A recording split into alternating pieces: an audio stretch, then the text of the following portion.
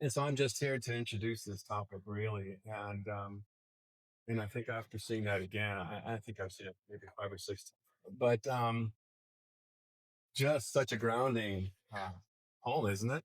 And and in stark contrast to the crazy times that we live in, where you look at the news on TV and you see the Arctic is not going to freeze over anymore. The Antarctic big chunks are falling apart.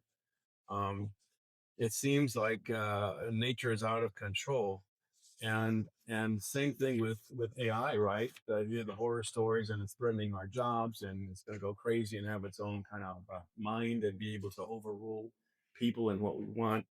And as if that wasn't bad enough, it seems that democracy is slipping through our hands as well here. So crazy stuff that who was I talking with about the untethered soul recently? Almost like everything that we know is in limbo and falling apart. And so here we are, untethered from the reality that we knew and grasping for what? That what is what we need to design. It's up to us to design because everything about the earth right now, the built environment is things that we made. And that means that we can unmake them as well and build new, better things, I hope, anyway.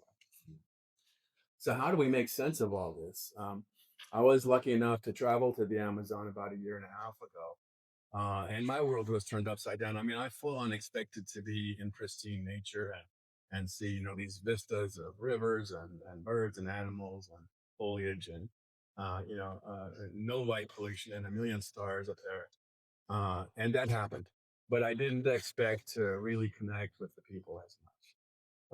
And in Ecuador, where I was at the sacred headwaters of the Amazon River, they speak their native tongue, but they also speak Spanish, and I speak Spanish. My background's Mexican, and so I was able to connect with the little kids and the elders and everybody there.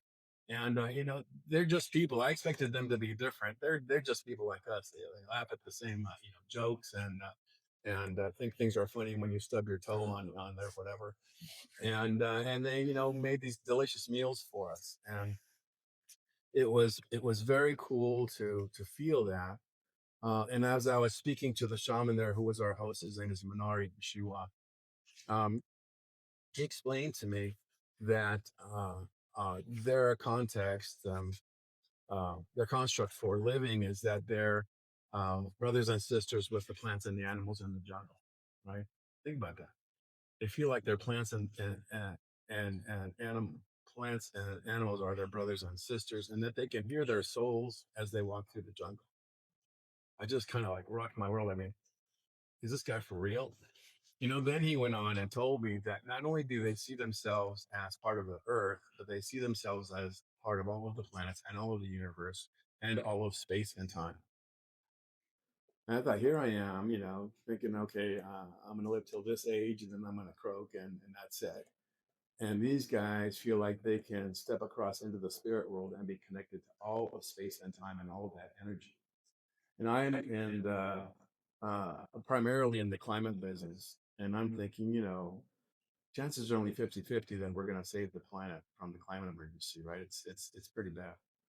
Um, and if we have a chance to tap into all of the energy of all space and time, that sounds like something that we should do. I mean, right? We have 8 billion people versus however many people in all space and time. So I asked the shaman to help me do that, and he said he would. So, um, just a radical different way to think about our challenges here on Earth and um, the energy that we have access to.